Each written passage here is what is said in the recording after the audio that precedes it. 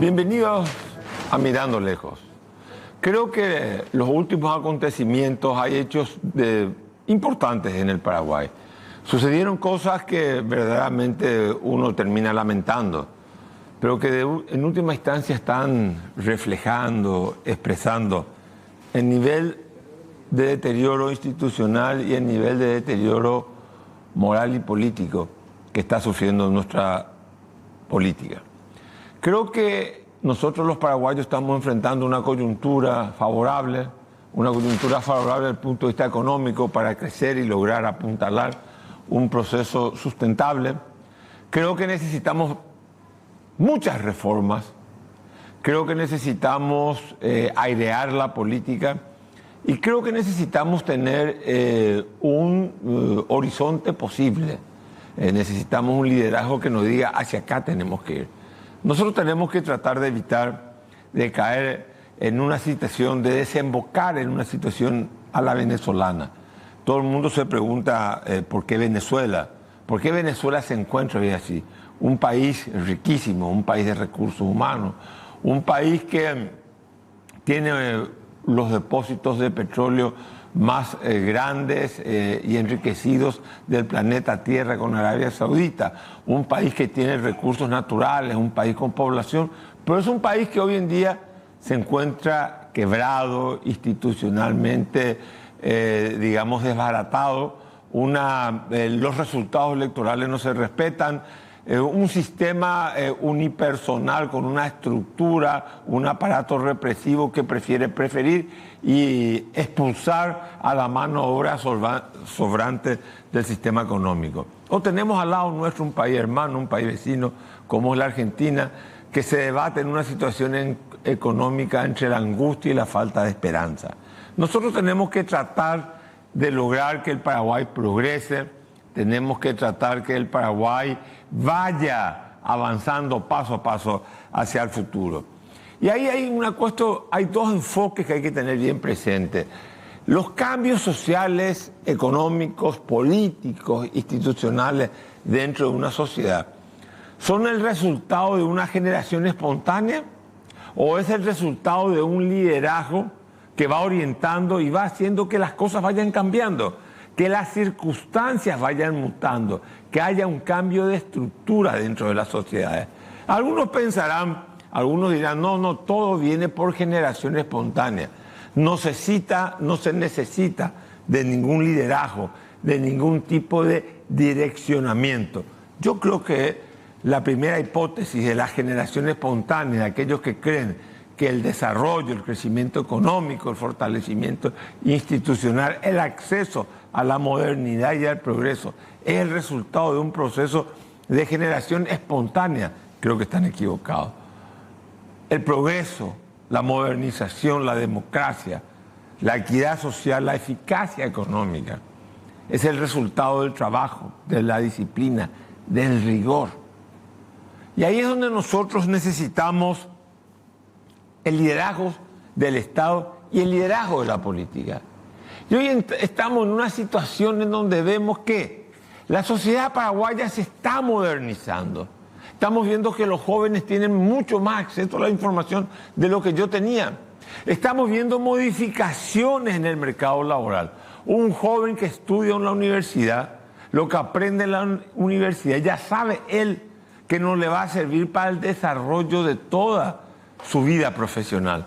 Hoy en día el proceso de adquirir nuevos conocimientos para cualquiera que trabaje es una constante. Uno no puede vivir solamente con lo que aprendió en la universidad, tiene que ir incorporando nuevos conocimientos. El mundo se ha vuelto mucho más complejo, el mundo tiene muchas más oportunidades, pero también tiene muchas más dificultades. Y para que nosotros los paraguayos podamos coincidir y lograr que el esfuerzo nuestro se traduzca en progreso, en bienestar, en mejoría de vida, tenemos que hacer un gran esfuerzo y no creer que las cosas se van a dar por generación espontánea. La historia, el proceso histórico, cuando realiza sus grandes mutaciones sociales, cuando la historia realiza sus grandes transformaciones sociales, no lo hace, digamos, como una suerte de por motus propio, por sí misma, per se, no. Lo hace porque hay liderazgo, porque hay una política, porque hay fuerzas externas al cambio social que la orientan, la direccionan, que lideran. Liderar es la respuesta del momento, la necesidad. Y ahí tenemos que ser claros nosotros los paraguayos y la clase política paraguaya, entender qué proyecto de nación queremos implementar, qué proyecto de nación queremos hacer realidad. El origen de la decadencia nacional es la ausencia de un proyecto de nación. Tenemos que elaborar un proyecto de nación que sea capaz, que haga posible que en un canal, en un esfuerzo, en un espacio, desemboque toda la fuerza transformadora de la sociedad paraguaya, para así de esta manera poder garantizar, no solamente para las próximas generaciones, sino también para nosotros mismos, cuotas de bienestar material, cuotas de una mejor educación, mejor salud pública, empleo de calidad y bien remunerado. Ahora bien, para eso hay que hacer reformas. Necesitamos nosotros una democracia que tenga un estímulo reformista, una voluntad reformista, un liderazgo reformista. Necesitamos, ahora se presentó la ley de presupuesto general de gasto de la nación. Vamos a hablar con el ministro de Economía en los próximos días, a ver si es verdad que vamos a equilibrar, porque el equilibrio del presupuesto es lo que nos va a sostener, es una herramienta para sostener la estabilidad macroeconómica. Necesitamos que el esfuerzo económico del sector privado se oriente a una economía eficaz y equitativa, y necesitamos que el Estado cree las reglas, eche las bases para que ese progreso y esa iniciativa privada pueda desarrollarse y pueda encontrar en el derecho su respaldo. Necesitamos que la clase política encare el desafío de sanearse moralmente. No puede ser que la política esté rezagada, que los cambios sociales vengan anticipándose y que la política siga siendo la política de siempre, la política tradicional, la política de las corruptelas, la política del enchufe, del privilegio, la política que hoy en día hasta facilita y favorece la cultura de la muerte. Miren que Venezuela, hay un Maduro en Venezuela porque hubo una clase política que ha fracasado con anterioridad. Y eso es lo que hay que entender. Que los pueblos muchas veces en su desesperación terminan votando cualquier cosa por el desagrado que le provoca la situación política actual. Tengamos nosotros conciencia de eso. Por eso creo yo que la política, la clase política paraguaya, la dirigencia política paraguaya, hoy más que nunca, tiene la obligación de inocularse a sí mismo ética y racionalidad para poder sanear la política paraguaya. Y que esa ética y racionalidad inoculada en la clase política paraguaya sea el estímulo para lograr una modernización humana, una modernización con rostro humano y no una modernización en donde haya un grupito pequeño de familias paraguayas que ganen todo y una gran mayoría que esté desprotegida de los servicios sociales, del acceso a la educación que significa la igualdad para todos los paraguayos, de la igualdad jurídica y, por qué no también decirlo, de la seguridad ciudadana y democrática. En los próximos días estará con nosotros también, la próxima semana, el presidente Álvaro Uribe, hablándonos de la necesidad del liderazgo como elemento transformador y motorizador de los cambios sociales. Enseguida estamos con el director de INAN, Iván Ojeda, y con Jorge Garicoche.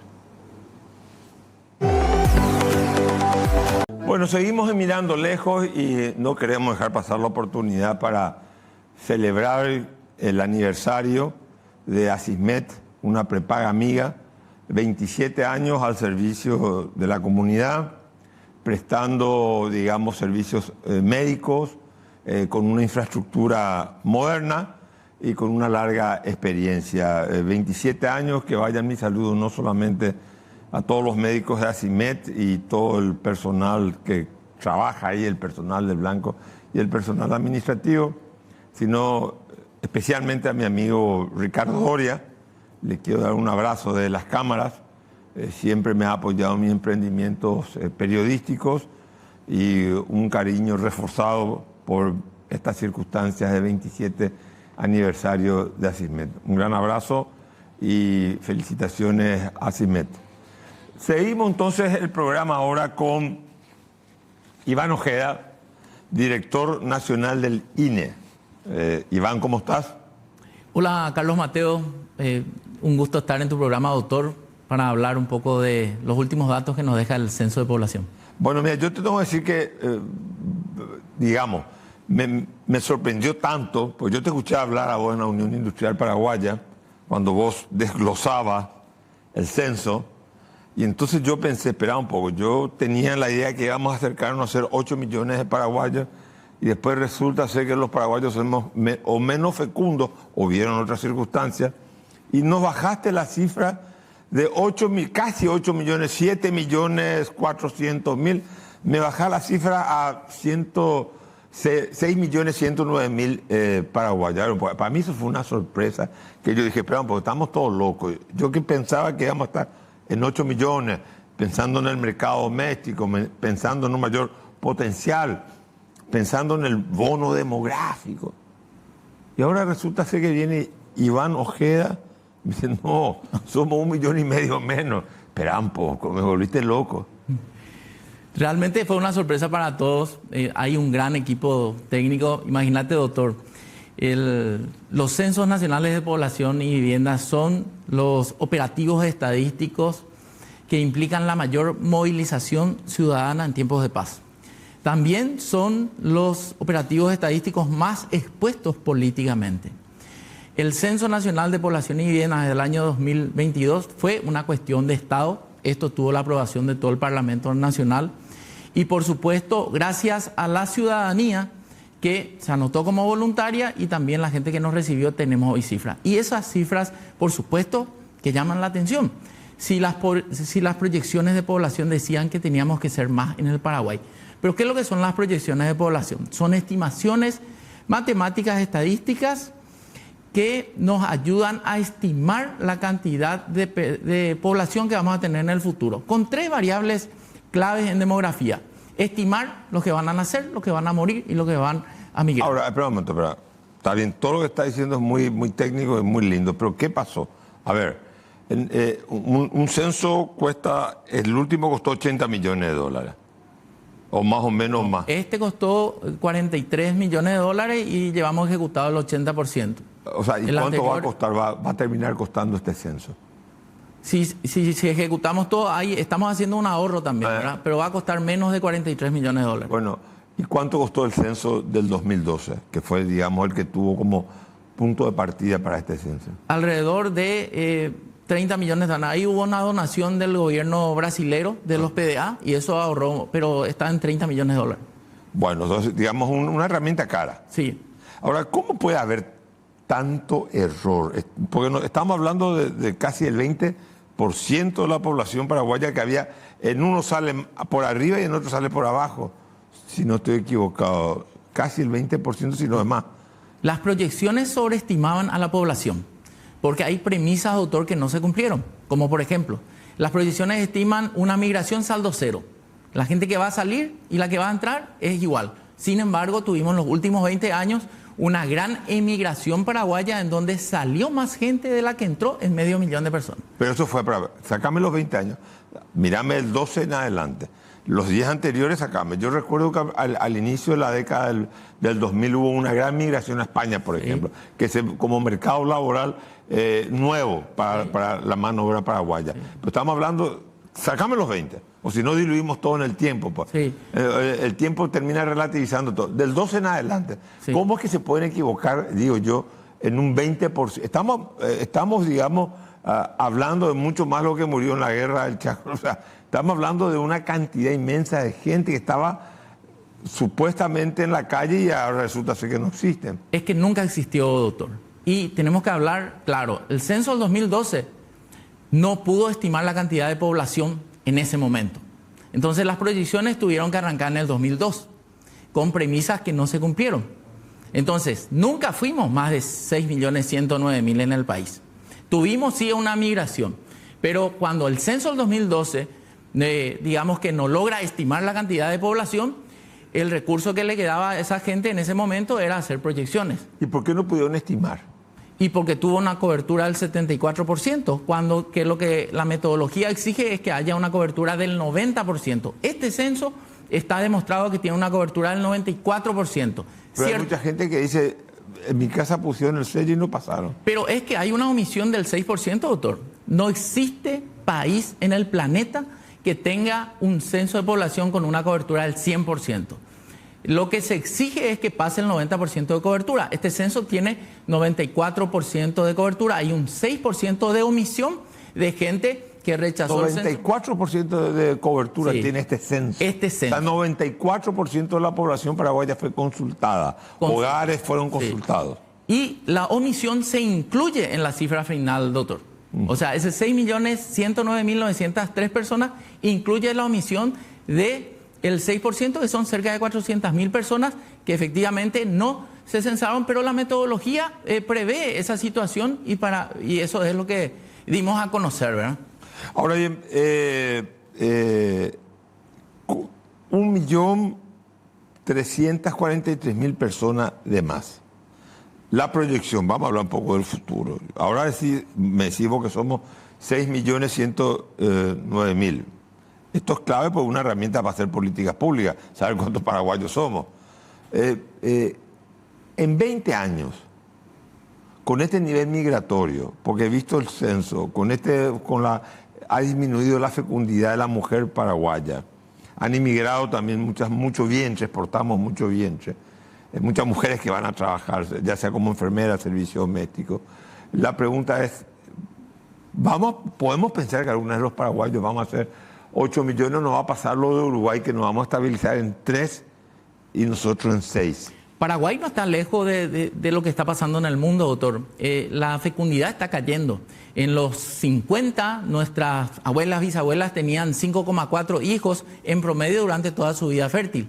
Hoy las mujeres no tienen más de 2,1, 2,2 hijos durante toda su vida. Entonces hay una caída en cuanto ¿Cuánto hay que tener para equilibrar la población? 2,1 es la tasa de recambio. Eso quiere decir que mantenemos un 6. Mantenemos nosotros la tasa de recambio. O sea, para que la gente entienda nomás. Sí. O sea, si una mujer tiene 2 hijos, la población se queda en el número que está. O sea, Hay recambio. En 20 años vamos a ser 6 millones.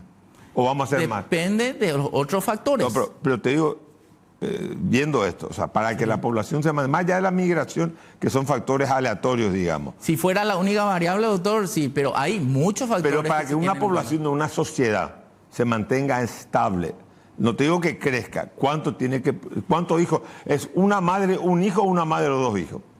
Por el nivel de mortalidad, por eso te estoy preguntando. Mira, acá se rompe un paradigma en cuanto a la teoría, porque la teoría dice que nunca los países iban a tener menos de una tasa de recambio de 2,1. Eso se acabó.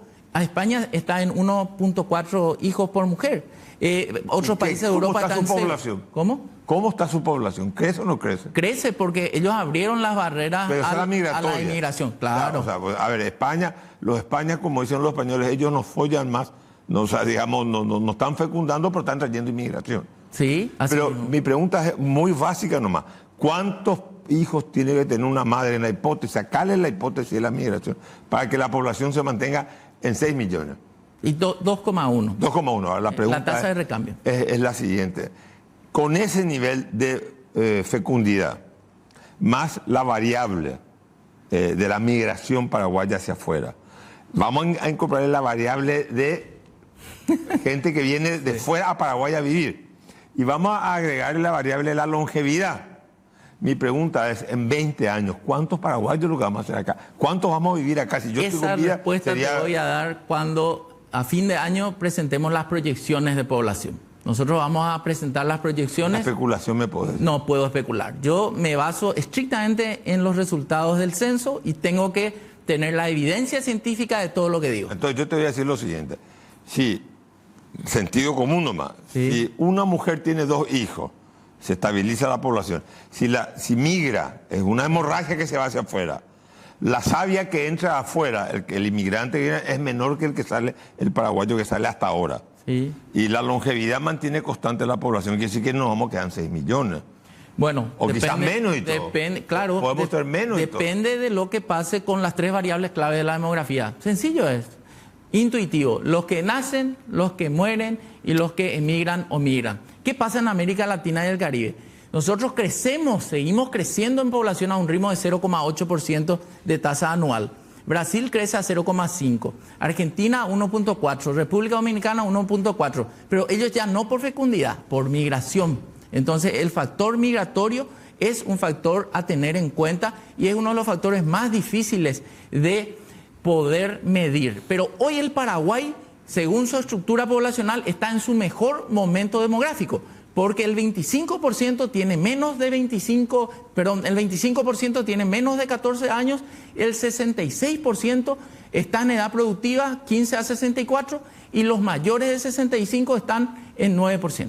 Bueno, pero según lo que estuve leyendo, estamos perdiendo el bono demográfico. O sea, tener población joven se está perdiendo, en primer lugar se está diluyendo porque con este ritmo de 2-1 y la extensión de la longevidad de vida, pues aumentó la expectativa de vida, digamos, estamos perdiendo las ventajas del bono demográfico, o sea, de tener una población. Cuando hablamos de bono es una población joven, dispuesta a trabajar, al sacrificio, que le da, digamos, savia nueva a la economía. Sí, el bono demográfico es una ventana de oportunidades. Lo que sí ya dimos a conocer nosotros es el indicador de dependencia demográfica. Hoy es 51 personas menores de 14 años, mayores de 65, por cada 100 personas en edad de trabajar, de 15 a 64. ¿Cómo estábamos en 1982? 82 personas menores de 14, mayores de 65 en dependencia por cada 100 personas que estaban en edad de trabajar. Eso se mantuvo igual en los 90, después empieza a tener una caída y llegamos a 51 personas en dependencia demográfica. Hoy tenemos el escenario de la menor carga de dependencia demográfica en el Paraguay. Estamos en nuestro mejor momento, pero cierto, doctor, estamos envejeciendo a un ritmo acelerado. Y este escenario que tenemos hoy esperamos para dentro de 20 años.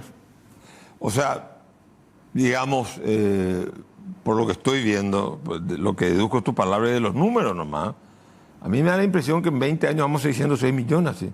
Si sigue el flujo migratorio hacia afuera. Vamos a llamarle hemorragia, pérdida de sangre paraguaya. Porque cómo se da, cómo sale, cómo se refleja en el censo, la hemorragia, o sea, sangre paraguaya que va afuera, y digamos, savia nueva, el inmigrante que viene, lo que están viniendo. Ya estamos viendo eso, doctor. ¿Y cómo estamos? ¿Se igualaron o todavía la diferencia, el pasivo está a favor, digamos? ¿Hay más paraguayos que van a pagar que extranjeros que vienen a Paraguay? Es así todavía, pero la mayor migración la mayor emigración del Paraguay se dio en la primera década del 2000. Y el 85% son mujeres. Pero en la década del 2012 al 2022 vemos que esa emigración se está frenando. El Paraguay está logrando retener a su mano de obra. ¿Estamos logrando eso? Estamos logrando eso, en comparación a la década anterior. Pero digamos, la cifra es marginal, no es una cifra que voy a decir. Si en la década del 2001 al 2010 fueron 100.000 paraguayos, del 2010 al 2020 fueron menos, porque según las cifras que leí hay 600.000 y algo de paraguayos en el extranjero viviendo. 522.000 en Argentina, 106.000 en España, 27.000 en Estados Unidos, 61.000 en Brasil, que son los 4 destinos. Pero esos 500 tantos en Argentina, sí, por ejemplo, que un sitio, como yo siempre digo, en Paraguay no hubo reforma agraria porque estuvo la Argentina, Buenos Aires, como válvula de escape laboral y social para los paraguayos. La pregunta es la siguiente: ¿es gente ya arraigada hace décadas o es una migración nueva que salió de los últimos 30, 20 años?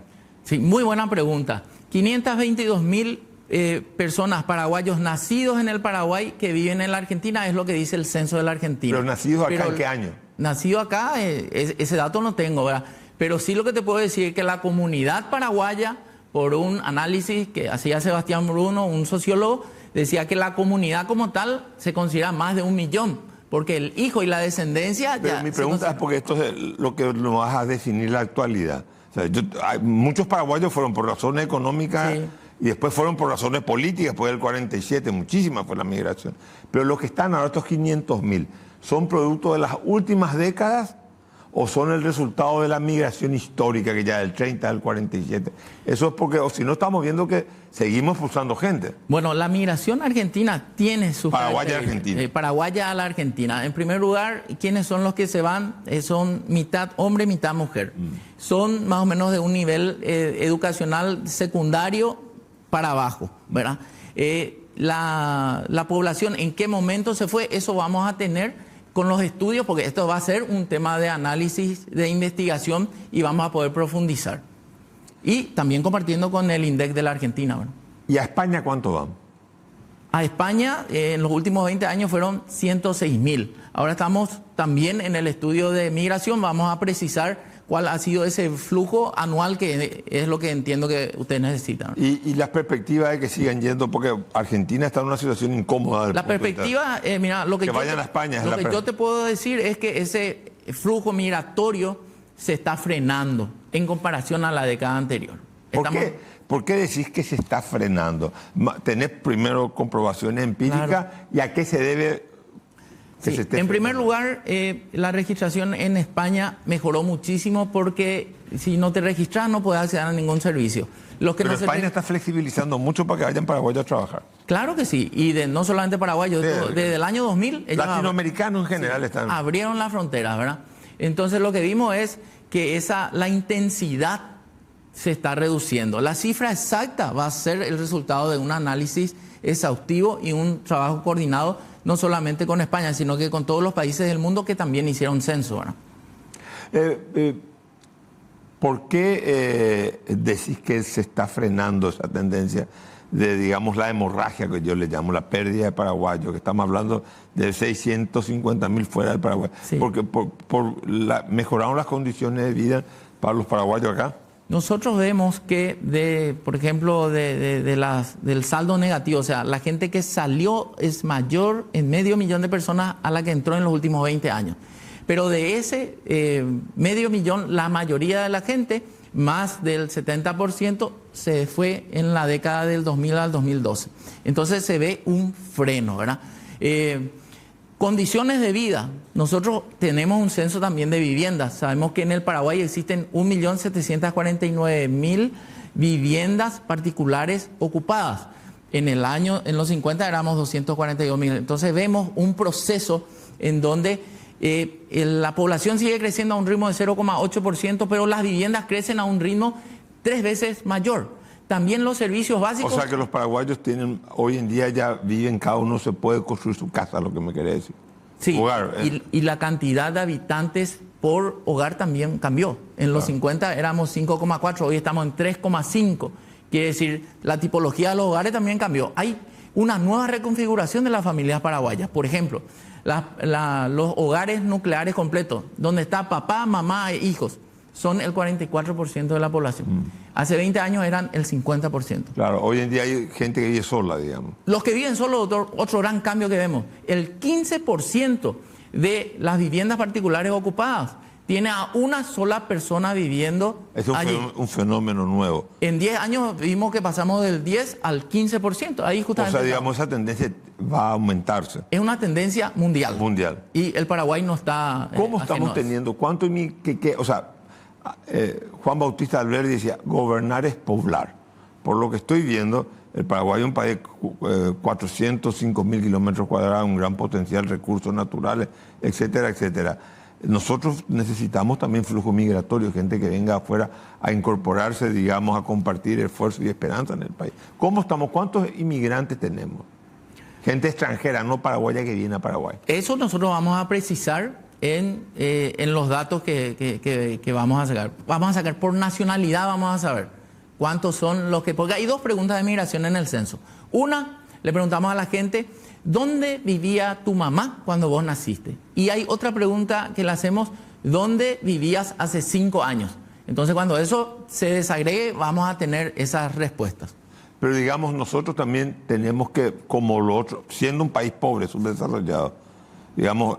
La energía humana, el conocimiento humano agrega incorpora valor a un sistema económico y social. Nosotros necesitamos migración también. Vamos a tener que ser hospitalarios con la inmigración extranjera, como si somos 6 millones, vamos a quedarnos siempre con un mercado pequeño. Mira, doctor, nosotros lo que vemos es que el factor clave es la educación. Porque los hogares en donde los jefes o jefas de hogar tienen menos años de estudio, ese hogar es vulnerable o hay inseguridad alimentaria. Vemos también que ahora estamos haciendo una encuesta de tendencia al mercado laboral para preguntarle a las empresas en qué se tiene que formar la gente. Y la gente va a saber también en qué tiene que formarse para tener una salida laboral. La clave es la educación, es fortalecer el capital humano. Pero si vos traes inmigrantes educados, ¿eso no es positivo para un país? Por supuesto que es positivo. O sea, nosotros tenemos... Y la inmigración argentina, por ejemplo, ¿cómo es? Son de grado y posgrado para arriba. O sea, el argentino que viene a trabajar acá tiene grado... O sea, quiere decir que el Paraguay se ahorró en su educación. Pagó el Estado argentino la educación de esa gente y esa gente viene ahora a trabajar acá. Si yo exporto ingenieros paraguayos afuera, el Paraguay costeó o la poder educación darle de otro esa enfoque. gente. El Paraguay hoy genera mano de obra para gente altamente calificada. Claro, pero es positivo lo que te quiero decir. Por supuesto que sí. O sea, el Estado se ahorra, yo no gasto en la educación, gastó otro Estado y yo incorporo fuerza laboral calificada. Y el Estado tiene que generar las condiciones para que su mano de obra también te encuentre. Hoy el mercado... Porque nosotros exportamos más que nada, digamos, no estamos exportando profesionales, estamos exportando mano de obra, llamémosle, con bajo nivel de calificación. En el caso de Argentina sí, España sí, los 4 destinos principalmente sí. ¿Y lo que viene de fuera? Y hay que caracterizar de qué país. Hoy tenemos, por ejemplo, venezolanos, encontramos 2.600 aproximadamente venezolanos. Hay que estudiar por nacionalidad. 4.700 venezolanos pidieron refugio, ya tienen refugio. 800 están en proceso de otorgarle. Pero esa migración venezolana tiene en el Paraguay una característica de tránsito. Son 2.600 nomás se quedaron, entonces usan como tránsito. Eso se vio también con los coreanos, por ejemplo. Sí, me acuerdo, los coreanos vinieron masivamente, pero eran como destino final Brasil o Estados Unidos. Entonces se quedó una población acá. Entonces, la migración, dependiendo de la nacionalidad, tiene sus características. Lo que sí, doctor, queda muy claro es que en el caso argentino hay mucha gente muy preparada que viene a cubrir cargos gerenciales. Cuando que los paraguayos que van ahí tienen, por ejemplo, migración temporal. La gente va, hace su platita, regresa para la época del colegio de los niños, o por ejemplo, se instalan allá y hacen otra vida, etcétera. Y aparte, para ir finiquitando, la población urbana aumentó, no nos queda pocos minutos. ¿En cuánto por ciento? ¿Quiere decir el paraguayo vive más en ciudad que en el campo ahora? Sí, 69% en la zona urbana, 39% en la zona rural. Eso es porque hay mayores posibilidades de trabajo en la ciudad. Es uno de los motivos. La gente para estudiar, para trabajar o también para mejorar sus condiciones de vida o vende su tierra y se hace urbana. Pero no te animás a responderme si vamos a hacer 8 millones en 20 años. En diciembre te voy a contar, doctor, cuando tengamos las proyecciones de población. Pero vos cómo la estás viendo así con los datos. Pues así yo te digo, a mí no me parece que podamos aumentar la fecundidad, porque en la medida que la mujer se incorpora al mercado laboral, disminuye la fecundidad. Muy buen punto. Es así, por eso vemos que el liderazgo de las mujeres hoy está en un 41% de los hogares. También solamente África y un poco India son los que están creciendo con esa teoría de Malthus, que la población crece geométricamente y los recursos aritméticamente, ¿verdad? Entonces ese paradigma también hoy está en juego. Pero lo que vemos es que acá hay una caída sustancial de la fecundidad. Esto en el mundo es así. El Paraguay también va a seguir, bajando la fecundidad de las mujeres. O sea, mujer que trabaja quiere tener 1 o 2 hijos, ya no quiere tener 5 hijos. Sí, cambió ese paradigma. En los 50 los padres decían, quiero muchos hijos para que me ayuden en la chacra, porque era una comunidad eminentemente rural. Hoy esos hijos emigraron a la ciudad y dicen, bueno, acá tener un hijo muchas veces es una decisión económica, claro. Si es que hay planificación. Hay muchos más sistemas anticonceptivos, hay mayor educación sexual y hay una decisión de parejas también de tener menos hijos o directamente no tener, ¿verdad? Bueno, te agradezco mucho, Iván Ojeda. No me respondió, pero es una pregunta muy importante. ¿Saben en 20 años si vamos a hacer 8 o 6 millones de paraguayos. Vamos a hablar con Jorge Garicoche de eso, porque de eso vamos a tener que definir. El censo es una herramienta para planificar, planear las políticas económicas y anticiparnos a las necesidades del futuro. Muchísimas gracias, Iván. Gracias, doctor. Gracias. Un placer estar acá.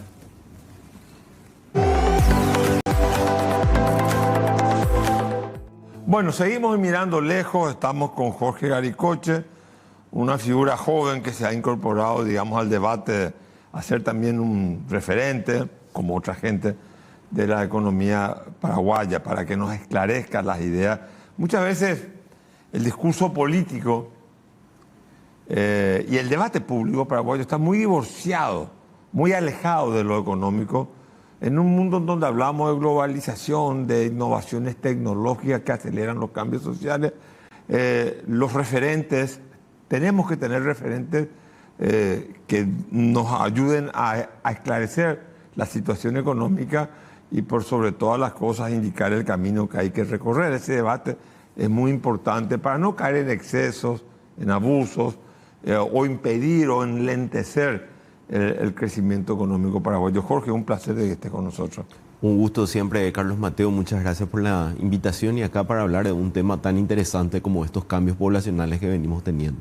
Decime una cosa, para vos cómo ves, escuchándole a Iván Ojeda, vamos a llegar a ser 8 millones de paraguayos, porque eso es un factor clave que va a determinar nuestro mercado, el potencial de desarrollo doméstico, la estrechez o el ensanchamiento de la capacidad de consumo. De hecho, se supone que con este número, esta reducción numérica de casi 1.500.000 paraguayos menos, tuvo que haber aumentado el ingreso per cápita de los paraguayos. Claro, yo voy a decir lo que él no quiso decir por la investidura que tiene. No vamos a hacer en los próximos 20 años siguiendo estos factores, ¿verdad? De repente puede haber un flujo no vamos a hacer 8 distinto. Millones. No vamos a hacer 8 millones siguiendo esas tres variables que él decía, nacimientos, muertes. No, con los principales valores demográficos, no. Ahora, el mundo está pasando por un movimiento que desde la Segunda Guerra Mundial no se veía. O sea, hoy en el Darién, en la selva de Darién en Panamá, están más de 180.000 personas intentando cruzar esa selva para insertarse a Centroamérica y ver si pueden llegar a los Estados Unidos. En el mar Mediterráneo todos los días vemos noticias de ese movimiento de personas que están movilizándose, tratando de llegar a la costa española, tratando de llegar a la costa italiana. O sea, el movimiento migratorio que hay en el mundo es tremendo, muy informal, pero es un movimiento impresionante que se está dando y Paraguay no escapa tampoco a eso. O sea, pero quiere decir que hay gente que está viniéndose, porque lo que nos dijo Iván Ojeda es que hay, digamos, lo que yo le llamo la hemorragia, paraguayos que van afuera. Que hoy es menos de lo que fue en la primera parte de la década de los 2000 y que creo que tenemos que empezarnos a hacer la pregunta, ojo con lo que está pasando en el mundo, la tasa de crecimiento económico en los países donde fueron muchos paraguayos. Argentina creo que es un caso súper claro. Argentina está pasando por un proceso económico muy complicado, donde no tiene hoy un atractivo para que muchos vayan a la Argentina. Yo viví en la Argentina, no me quedé a trabajar, vine a trabajar en Paraguay. Como ahora están viniendo muchos argentinos acá. Como ahora están viniendo muchos argentinos acá. España, que era el punto central, ya no tiene el mismo crecimiento que tenía a inicios de los 2000. A inicios de los 2000, España era el país emergente en Europa, era la economía que brillaba. Eso duró más o menos hasta el 2010, 2011, donde vino la crisis económica, y desde ahí España está intentando recuperarse. Entonces, ese ritmo de crecimiento que hoy tiene Europa es muy bajo como para captar mucha población. Mucha de la población que está captando Europa es también una población en desplazamiento informal.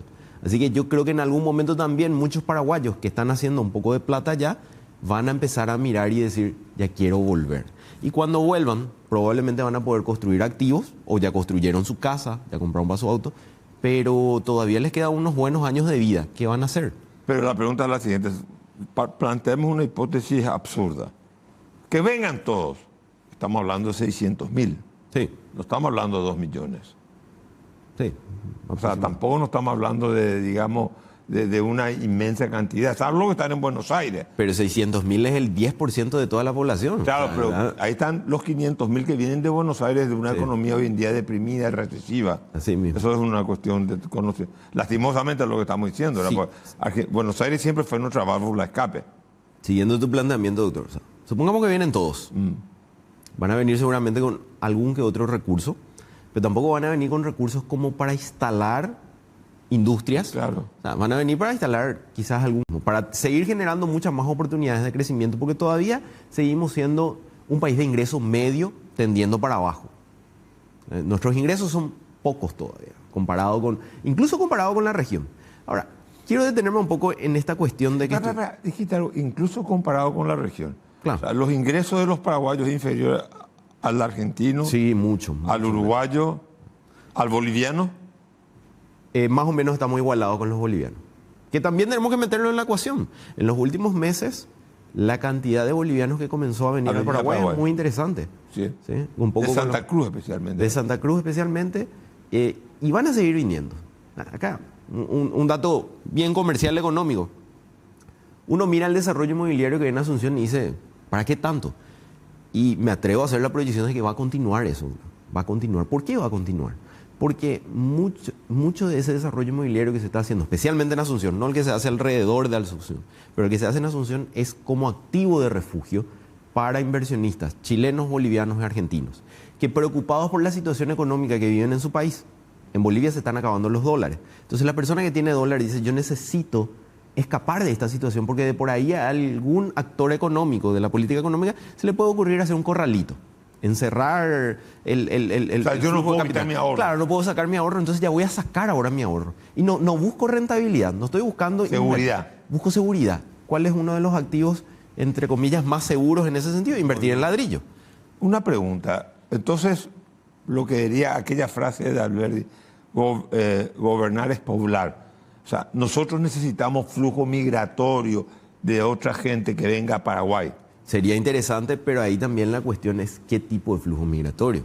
O sea, el flujo migratorio hoy está también teniendo cambios de características. Decía Iván, en algún momento venían muchos argentinos de tipo gerencial, hoy están viniendo muchos inversionistas argentinos que no residen, vienen a invertir y se van. Claro, es natural. También chilenos, también uruguayos, pero hoy están viniendo muchas personas que no necesariamente tenían ese perfil gerencial. Hoy están viniendo a buscar también oportunidades en el Paraguay. ¿Y qué tenemos nosotros para ofrecerle? Me tocó participar en un trabajo regional con muchos colegas y los chilenos estaban desesperados por la cantidad de venezolanos que entraban a Chile y cómo eso cambiaba la informalidad laboral que existía en Chile. En Chile existe una informalidad laboral del 20%. Muchísimo para ellos. Pero esa informalidad laboral existe porque, digamos, el sistema formal laboral no le da acceso a ello. Así mismo. Por eso que la gente va al trabajo informal, o sea, contrata informalmente, digamos que... Así es. Pero de vuelta con el número, 20%. Nosotros tenemos casi 70%. O sea, acá nosotros ya tenemos el problema sin migrantes. ¿Qué pasa con este flujo migratorio? O sea, 70% de la población paraguaya no está formalizada. Claro, no está formalizada. Entonces, laborales. Imagínate que ese flujo que hoy está en Chile, que hoy está en Perú, también comienza a venir hacia acá. Nuestro problema se acrecienta. Entonces, ahí están las grandes discusiones de temas sociales económicos. ¿Cómo formalizamos nuestra economía? ¿Cómo formalizamos nuestros trabajadores? ¿Cómo brindamos oportunidades de trabajo de calidad y no trabajos tan vulnerables? En Paraguay sucede un poco, quiero detenerme en lo que decía también Iván, de que hoy la estructura poblacional urbana, en los 90 todavía teníamos mayor participación de población rural por encima de la urbana. Ese flujo cambió totalmente y cambió aceleradamente. Y eso se ve en nuestro PIB. Nuestro PIB, mucha gente tiende a decir, nuestro PIB es agrícola. En realidad, vos sabés que el 50% de la estructura de nuestra economía es servicio y comercio. ¿Cuál es el problema? Que nuestro servicio no es de data science, no es de inteligencia artificial. Muchos de nuestros servicios son no especializados. Claro. Son muy precarios, donde en un mes tenés muy buenos ingresos y el resto del año, los 11 meses restantes, vivís a lo que Dios es grande. Entonces ahí está la complicación, la vulnerabilidad. Y eso también tiene su impacto en que si gran parte de la población se emplea en servicios precarios, ¿cómo podemos aumentar el consumo para que se desarrollen industrias que generen más productos nacionales y consuman? Entonces, hay un círculo negativo, un círculo vicioso negativo ahí que tenemos que romper, que tenemos que seguir insistiendo con los factores de educación. ¿Por qué nosotros no? Porque convengamos algo, ¿verdad? Por lo que vos me estás contando, hay un círculo vicioso. que ese círculo vicioso lo vamos a poder romper si hay que hay inversión económica sana. Así es. ¿Por qué un país que ofrece tantas ventajas tributarias y tantas ventajas no tenemos? Uruguay es 40% más caro que nosotros. Nosotros recibimos una inversión directa de 300 millones, a reventar 400 en activo inmobiliario, como dijiste, y Uruguay recibe 3.000. ¿Por qué esa diferencia tan grande? ¿Por qué la gente, si somos un país tan hospitalario desde el punto de vista tributario, ¿por qué no viene la gente a invertir? Hagamos un ejercicio básico para que la gente nos siga. Soy inversionista y empiezo a mirar. Lo primero que miro es, hay mercado, Paraguay es chico, pero los que vienen a Paraguay no miran el mercado paraguayo, miran el mercado alrededor, Brasil, Argentina, incluso Uruguay. Entonces, mercado de algún modo voy a tener por lo que está alrededor de Paraguay. Entonces empiezo a mirar la infraestructura que tiene Paraguay. Y todavía tenemos muchos déficits. ¿Dónde me quiero instalar? Ok, ya empezamos a tener un poco más de ruta. Paraguay es el mayor productor de energía en el mundo, pero no el de mayor transmisión. Entonces ahí tenemos problemas. Entonces uno dice, voy a meter millones y millones de dólares para que tenga un pestañeo y se funda toda mi inversión. No. Ahí ya empieza a haber dudas. Después, ¿dónde está otra de las grandes dudas? Porque cuando uno mira una inversión importante hacia futuro, va midiendo riesgos. Y esos riesgos pueden ser mitigados con algún tipo de seguro, con algún tipo de buen manejo gerencial. Pero hay otros riesgos que escapan totalmente de tu mano. ¿Cuál es ese riesgo al cual todo el mundo le tiene miedo? Y es un factor de decisión fundamental, el tema de la seguridad jurídica. Yo quiero venir a un país donde si tengo un problema, el juez sé que la ley me va a respaldar. Te tiro un caso que no sé si es verdad. Me dijeron así por los pasillos, pero el simple hecho de que exista ese rumor pone en duda que muchos inversionistas vengan. Me contaban de que hubo un contrato de opción de compra. ¿Qué es lo que es la opción de compra? Si vos cumplís, te doy la posibilidad a que vos me compres en X tiempo, en 2 meses. Si no me compras en 2 meses, se venció eso. Se fue la empresa, no lo compró en 2 meses, se le vendió a otro, le denunció y le terminó ganando. Yo voy a decir, pero es un instrumento que se usa en todo el mundo, la opción de compra. Si vos no ejecutaste la opción de compra, se fue. Se fue la opción. Es un contrato que existe acá y en cualquier lugar del mundo. ¿Cómo puede ser que un juez haya obrado a favor del que no cumplió la opción de compra? Es imposible. O sea, es básico. Sí, no, yo conozco un caso ahora ¿Vos conocés digamos, de una cosa increíble. Gente que invierte y después genera puestos de trabajo y después por una cuestión marcaria le quieren decretar la privación de libertad. Pero son los puntos en los cuales tenemos que trabajar. O sea, la seguridad jurídica es lo que, digamos, más la hace huir a la gente. Así mismo, la seguridad jurídica y también seguir trabajando en infraestructura. Digo esto porque en los últimos tiempos hemos hecho inversiones muy importantes, estamos avanzando en eso, pero no estamos haciendo esfuerzos coordinados. Donde llevamos la ruta, no necesariamente estuvimos llevando la energía. Entonces, finalmente, mira, ya tengo opciones de salida. Tengo asfalto y no tengo luz. Claro, tengo asfalto, pero no tengo buena transmisión en este punto. O tengo asfalto y ya tengo luz, pero también la escuela es importante, también la salud es importante. Y hablando de salud y de cambios poblacionales, que es un poco nuestro tema, hablaba el director del Instituto Nacional de Estadística de la relación de dependencia. La relación de dependencia, dice, hoy es menor en Paraguay. O sea que yo tengo un comentario ahí. Lo que pasa es que ese índice se calcula con la población, asumiendo que la población en edad de trabajar es entre 14 y 64. Hoy, por suerte, en Paraguay, la inserción laboral se está dando de 18 para arriba. Entonces, esos 14, 18 también están en relación de dependencia. ¿Qué es lo que quiero significar con eso? Que en realidad hoy la dependencia también es mucho más profunda en Paraguay, más allá de lo que diga ese indicador de comparación mundial. Y lo otro es que anteriormente la dependencia se daba en una población joven, en una población de niños, y hoy la dependencia se suma con los adultos mayores que antes no existían en Paraguay. Hoy comenzamos a ver en Asunción geriátricos, privados, que antes no existían. Eso hace 5 años atrás no existía. Entonces, eso también nos da un nuevo tipo de economía, que le llaman la economía plateada. ¿Qué tipo de servicios van a demandar? ¿Y hasta dónde van a demandar? Porque lastimosamente muchos de ellos no van a ser jubilados. Van a demandar servicios sociales, van a demandar ayuda social, más que ser personas que van a ir a un café a leer su diario y su libro.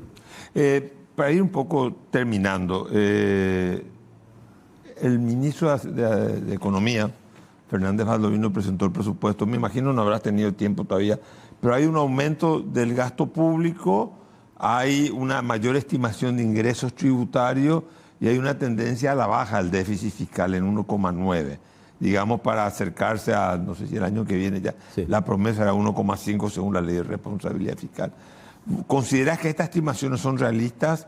El 1,9 de déficit, el aumento de la recaudación tributaria, y es positivo el aumento del gasto público. Sí, creo que de lo poco que miré todavía del presupuesto tiene elementos interesantes. Por ejemplo, hay una mayor inversión en seguridad, cosa que hace muchísimo no hacíamos y necesitamos. Necesitamos seguir comprando radares, necesitamos hacer la compra de estos aviones que dicen. Mucha inversión destinada a infraestructura en energía, se le va a dar más plata a la ANDE. Casi que se duplica la inversión en infraestructura de vivienda No, pero social. para la ANDE es porque va a aumentar el precio de la energía. También, No es para infraestructura. claro, pero de algún Son modo... $3 más, o sea...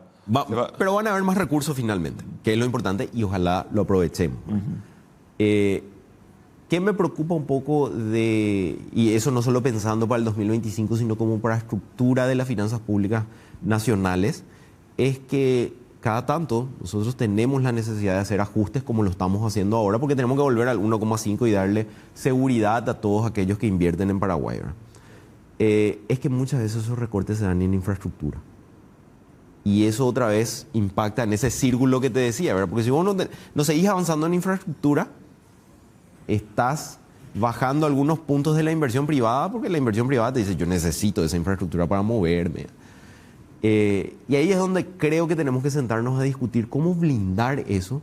Y cada vez que necesitamos hacer recortes, sacrificios, busquemos otros lugares donde seguir metiendo mano. Bueno, pero no podemos tocar lo social tampoco. No podemos tocar lo social, No podemos tocar la educación. pero No podemos tocar la salud pública. siempre hay un elemento donde podemos tocar. ¿Y dónde? Esa es mi pregunta que yo me hago. Le pregunté tantas. ¿Dónde nosotros, cómo se logra el ahorro público? Ahora veo que va a aumentar, el presupuesto aumentó a 17 mil millones de dólares, creo que estaba una cifra interesante. Ahora mi pregunta es, ¿dónde hago yo el ahorro? ¿Cómo yo hago, digamos... Te tiro uno por el lado del gasto y uno por el lado del ingreso. Por el lado del gasto, dejemos de contratar Nepo Babies. Bueno, pero bueno, correcto. Por el lado del ingreso, ¿Pero cuánto vamos a ahorrar ahí? no, Nepo Baby. yo creo que no vamos a ahorrar muchísimo, pero vamos a dar confianza para tocar un tema del lado del impuesto que yo creo que es siempre tremendamente discutible a nivel social. Yo no quiero hoy tocar impuestos, cambios impositivos. Creo que las condiciones, por esto que mencionábamos, Nepo Baby y un montón de cosas, no están dadas las condiciones para sentarnos a hablar de cambios impositivos. Pero mantengamos los impuestos que ya tengamos, pero cambiamos ciertas bases. Por ejemplo, el impuesto inmobiliario en Paraguay es casi lo mismo de la región. Estamos en el promedio de la región. ¿Cuál es el problema de por qué nosotros recaudamos mucho más bajo de lo que recauda la región en términos proporcionales? Porque nuestra base es distinta. La base... O sea, el impuesto inmobiliario rural, no el, Claro. el urbano. También puede ser el urbano. Y te pongo por qué. Porque el Pues el impuesto urbano está cobrando la municipalidad y cobra caro, ¿no? es caro, pero... Pero es ojo. caro y no hay contraprestación de servicios. ¿Sabes? Luego podemos hablar de la contraprestación, Ajá. pero ¿a qué quiero ir con esto? Que también la valoración de inmuebles en Paraguay y en lo urbano se ha ido incrementando. Entonces, ¿qué hacen los países? La mayoría de los países en el mundo ya no cobra por el valor fiscal, cobra por el valor de mercado. En todo caso, por un porcentaje del valor de mercado. Acá nosotros decimos, hay un valor fiscal de la tierra, hay un valor fiscal de las propiedades urbanas y sobre eso cobramos el impuesto inmobiliario. La cuestión es que ese valor fiscal está demasiado lejos del valor de mercado. Y eso hace que la recaudación del impuesto inmobiliario sea totalmente insignificativo. Muy alejado Bueno, pero el impuesto inmobiliario mayormente va para las municipalidades. mitad y mitad, básicamente. Un poco más, un poco Pero menos. ¿cuánto pero más va a poder recaudar ahí? Mucho. Vamos a poder recaudar mucho. O sea, lo que vos estás diciendo... Podemos duplicar Lo que eso. vos estás diciendo, a ver un poco, ahorremos, no sé, Nepo Baby, no sé, está bien. Claro, seguro podemos encontrar mucho. O el abuso administrativo, saquémosle la Podemos grasa encontrar. al sector público. Sí. Y al mismo tiempo está diciendo, aumentemos los ingresos con esta nueva valoración que vos decís que hay que tener del impuesto inmobiliario, pero manteniendo el esquema 10. Claro, sin cambiar el esquema. O sea, busquemos esos pequeños resquicios donde podemos aumentar ingresos y donde podemos mejorar la calidad de nuestros gastos. Ponía el ejemplo de Nepomuceno, pero yo creo que es una cuestión de mirar con lupa. Cuando uno mira con lupa un presupuesto, línea por línea, siempre encuentra algunas cuestiones donde dice, ¿por qué compramos tantos papeles? Y vos me decís, bueno, pero eso no es grandes ahorros. Claro, pero cuando comenzás a sumar, terminás encontrando en un presupuesto de 15 mil millones de dólares, por lo menos encontrás 200 millones de dólares, lo cual ya es una ruta más. No, yo creo que definitivamente el ahorro se funda en la racionalización del gasto público. Y eso no ha habido todavía un esfuerzo determinante en el sector público paraguayo, bajo ningún gobierno. No, y ¿sabes qué pasa ahí? Un poco... O sea, no hubo todavía un Eligio Ayala. No, y yo creo que ahí también el desafío que tiro es la participación del sector privado en la construcción del presupuesto y en la mira del presupuesto. Me voy a una última pregunta. Los fondos de Itaipú tienen que pasar por la Ley General de Gasto de la Nación, no se tienen que gastar En parte sí, en parte no, porque hay una parte que va directo como ganancias de la ANDE. Entonces, no esa es de parte, sí. Pero digo lo propiamente social, donde se va a incrementar. Tiene que pasar por el presupuesto. Es parte de los ingresos que tiene el Estado. Tiene que pasar por el presupuesto. Sí, así es. Bueno, estuvimos con Jorge Garicoche y muchas gracias, Jorge, reflexionando sobre la economía y el futuro del país. Una noche más, como diría mi amigo